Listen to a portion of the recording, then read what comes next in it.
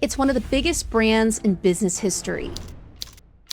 McDonald's. You might think you know the story. The king of America's hamburger joints was flying high, but then inflation, pandemic, people started eating out less, and customers started feeling ripped off every time they paid $18 for a Big Mac. But contrary to popular belief, McDonald's problems aren't all down to the economy. They actually broke a promise in millions of people's heads, a promise that they've been delivering on consistently for more than 70 years. And the customers who made McDonald's, the ones who used to show up every single week, well, a lot of them are gone, and getting them back might be the biggest challenge with the highest stakes that McDonald's has ever faced. I'm Jen Kleinhens, and this is Choice Hacking. Today, I'm breaking down some of the sneaky business and psychology traps that McDonald's fell into and that you could fall for, too. To understand why McDonald's is struggling, you need to understand why they succeeded, at least at first. Ray Kroc, widely credited as the father of McDonald's, didn't invent the hamburger.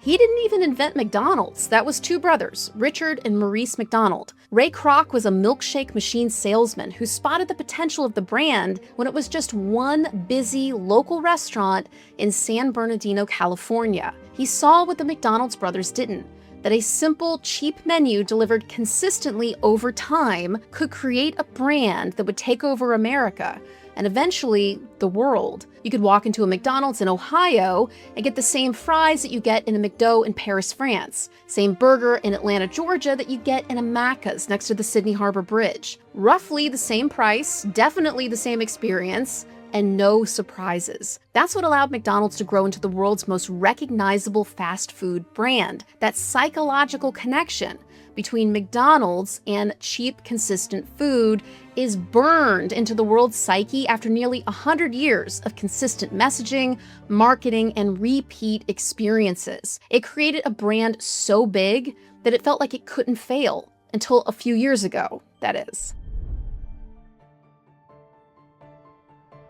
By the 2000s, McDonald's was a fixture of American life and a symbol, for better or for worse, of Americanism and fast food culture all around the globe. To call McDonald's a brand almost seems to underplay its role in society. It's actually probably more accurate to call it an icon, and I don't use that word lightly. There are three big things that really made the business feel untouchable. First is its size. With over 13,000 stores across the United States and about 15,000 more around the world, McDonald's is its own ecosystem. Just to give you an example, the Big Mac Index, created by The Economist in 1988, started as sort of a droll kind of British jab at America's global influence, but it's since become a serious financial measure that compares purchase power parity between different national currencies. And it does this by comparing the local price of a Big Mac across the world as a way to kind of gut check if the currency is overvalued or undervalued relative to the US dollar. So McDonald's is everywhere. So what? Well, the second thing to keep in mind is their value menu. So known for decades as the dollar menu,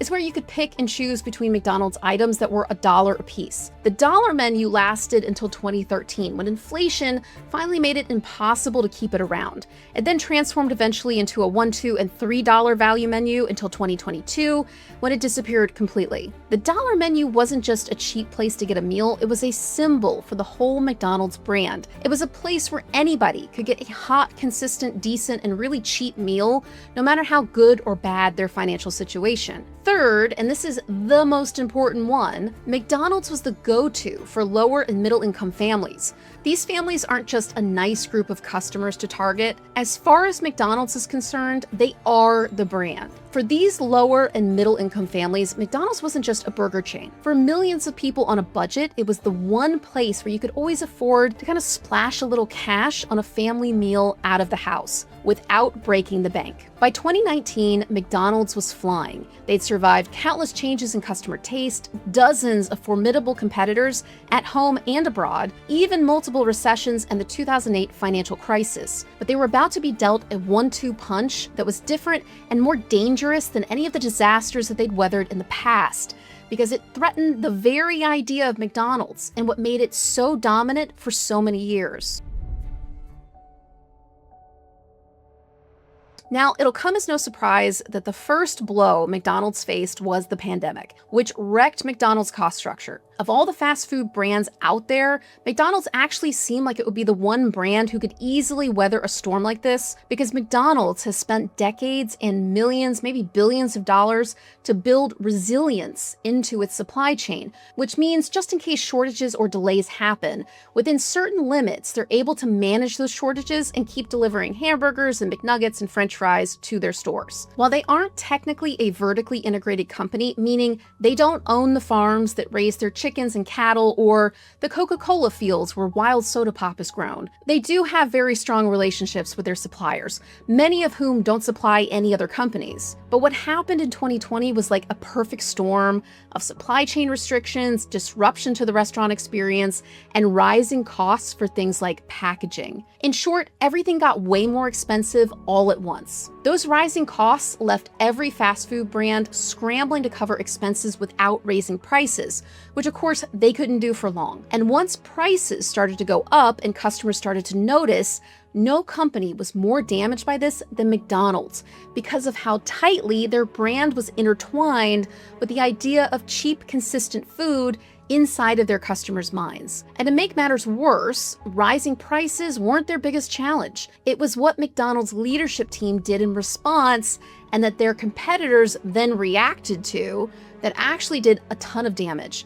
You see, since 2019, McDonald's average menu prices have gone up by roughly 40%. People started to notice and complain, and then an $18 Big Mac in Connecticut went viral, and the pricing problem became too big for McDonald's to ignore. Their CEO, Chris Kopensky, put it this way in an earnings call in 2025. Today, too often, you're driving up to the restaurant and you're seeing combo meals that could be priced over $10. That absolutely is shaping value perceptions in a negative way. So we've got to get that fixed. Because here's the thing about breaking a promise that you've kept with consumers for 70 years. People hold you to a higher standard, and they notice the exact second that promise gets broken. And they don't easily forget that. It wasn't just the pandemic price hikes that got McDonald's. By the first quarter of 2025, they were posting their worst US sales drop since 2020. Sales fell 3.6%. Why? Well, because visits from lower income customers had dropped almost 10%, and they kept dropping for the rest of the year. And to add literal insult to injury, one of McDonald's biggest competitors, and in fact, it's one that might shock you, responded to McDonald's breaking its low price promise with a move that was nothing short of marketing genius, and I am being 100% serious about this. In December of 2025, Chili's, a fast casual sit-down, tip the server, get free chips restaurant, rolled out a $10.99 meal called 3 for Me. For that price, you got a burger, fries, bottomless chips and salsa, and a drink that you could refill as many times as you wanted. In a lot of the country, that's the same price or cheaper than a Big Mac by itself at McDonald's, just the sandwich. Chili's noticed what people were saying about McDonald's and their high prices, so they started poking the bear. They posted a tweet reply that went viral. It said, "It's finally clocking to y'all that there's no value in value meals. #McScammed." And that was the beginning of the second gut punch to the McDonald's brand. They weren't just more expensive. They hadn't just broken a promise. They were a wounded brand, and their competitors smelled blood in the water. And they were making millions of dollars taking advantage of this perception of McDonald's as #McScammed. So you might be asking, why couldn't McDonald's just lower their prices? Couldn't they just print some coupons or something? Well, the reason is actually down to one of McDonald's biggest strengths as a business, which unfortunately for them is also a double-edged sword. And after years of being a positive for the brand, inflation meant this big advantage had suddenly become a big pain in their McButts. If cheaper prices are obviously the solution to all of this, why didn't McDonald's just lower the prices? Because McDonald's isn't really one big company that just does whatever the CEO says. It's closer to 13,000 small businesses under one big McDonald's brand roof. That's because about 95% of US locations are owned by individual franchise owners, not McDonald's corporate. Every one of these owners is already paying more for supplies and packaging and wages and everything else. So when McDonald's corporate would roll out a big national coupon or promotion or discount, funding that discount doesn't come out of corporate's pocket 100%. It mostly comes out of the local franchisee's bottom line. And let me tell you from personal experience, when the franchisees at McDonald's are upset, nobody at McDonald's is having a good time. So you end up with Chili's and other brands making fun of McDonald's and making millions of dollars doing it. You get families and lower income customers eating out less and losing faith in McDonald's brand promise, which took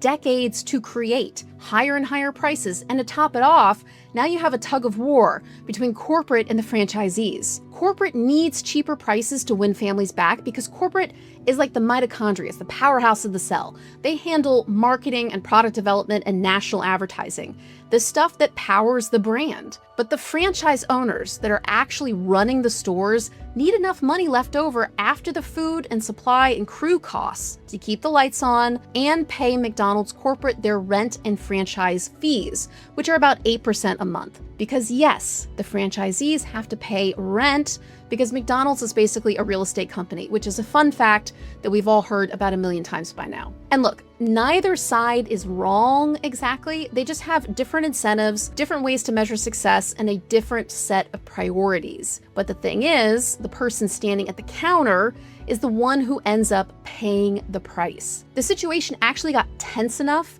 that McDonald's told franchise owners it was going to cut off the financial support it used to give them to help fund discounts starting in 2026. At the same time, it rolled out new rules holding owners accountable if their local pricing started hurting how McDonald's customers felt about the brand. Corporate wants and needs to build back that psychological connection between cheap prices and consistent value that was created over the past 70 years.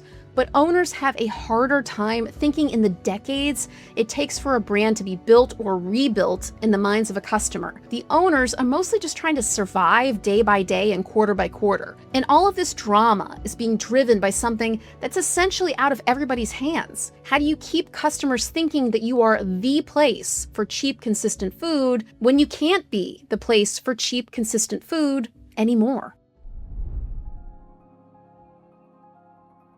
When a brand raises its prices, people don't pull out a calculator. They just kind of do a quick gut check, consciously or not, and they ask themselves, does this still feel like a good deal? For McDonald's, the deal was never really about the food quality. It was about speed and consistency and certainty. You knew the price, you knew exactly what you get every single time in every single McDonald's, no matter where it was. But the second that a combo meal crossed $10, that certainty was gone. And so was the reason that people trusted the brand in the first place. Because people don't just get annoyed when a price goes up. They feel like they got the rules changed on them without being asked, and something that they loved got taken away. It's down to a psychological principle called loss aversion. It's the same force that's killed a ton of brands, including New Coke back in the 80s. It says that people hate to lose way, way more than we love to win. McDonald's wasn't just raising prices, it was taking away the one thing its most loyal customers loved and depended on. If you enjoyed this video, then YouTube thinks you're gonna love this one next. I'm Jen Kleinhens, and I'll see you in the next one.